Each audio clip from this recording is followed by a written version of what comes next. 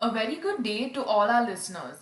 UCS is back again with another informative episode on who are the persons who can be called as a witness in a complaint filed under the POSH Act. I am Shishmita, a corporate lawyer and a trainer at UCS. We have with us today my colleague Kaveri, who is also a corporate lawyer and a trainer at UCS. Hi Kaveri, how are you? Hi Sushmita, I'm doing well, thank you. How are you? I'm doing well too, Kaveri, thank you. A few friends of mine had this question. When a case is filed under the POSH Act, who are the persons who can be called as a witness, Kaveri? Are there any limitations as such under the Act?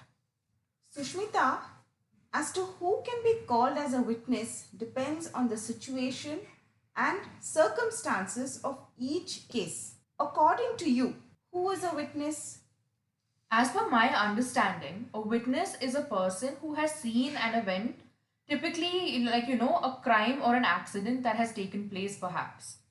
Correct. Therefore, even in a complaint filed under POSH, a person can be called as a witness only if such person has seen the incident that has happened or was in some manner involved in the case as a middle person and if he or she knew something in regard to the case.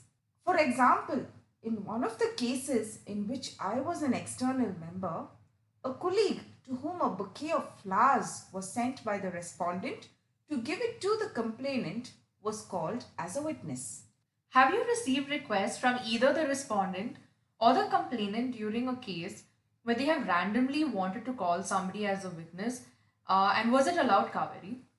Of course, I've received such requests, Sushmita.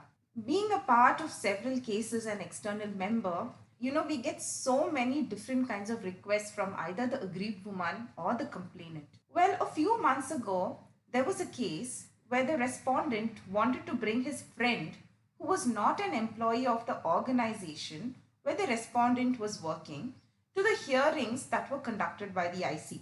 In this particular case, the friend was in no way involved in the case at all. The friend was not even present in the workplace when this incident happened. He had only heard of what had happened in the office from the respondent himself.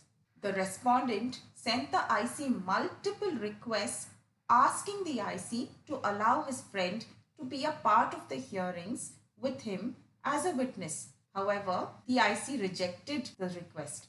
Well, like I told you, a witness is anyone who has been part of that incident in some way or the other. Further, since this is related to a workplace, the people who were present at the workplace when the incident happened will be the ideal witnesses in a case. But like I said, each case will have its own different situation or circumstance. And I'm not saying that in a case a family member, a relative, or a friend cannot be brought in as a witness at all.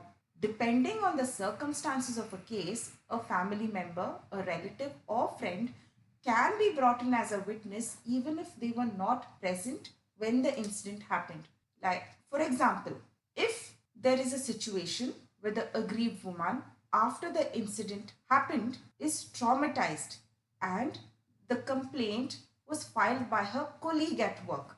And the complaint was filed by her colleague at work. The mother of such aggrieved woman may be called as a witness during the progress of the inquiry proceedings to ascertain certain things. For the IC to know the condition of the aggrieved woman, etc.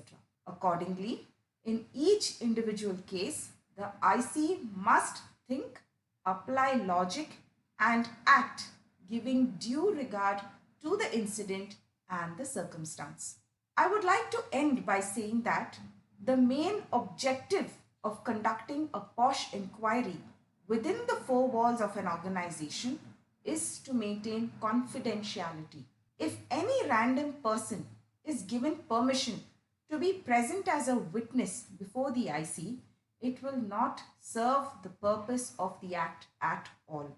Thank you, Kaveri, for this wonderful session. Ladies and gentlemen, I hope you found this episode to be very informative and interesting. Organizations, if you need any help in sensitizing your employees, Please reach out to us and we will be glad to help you. Let's build a happy and respectful workplace. Do get in touch with us with your queries, suggestions, and feedback by emailing us at admin@upseedconsulting.com or writing to us on LinkedIn, Twitter, Instagram, or Facebook. We will be back again soon with another interesting topic. Wishing you all a great day ahead.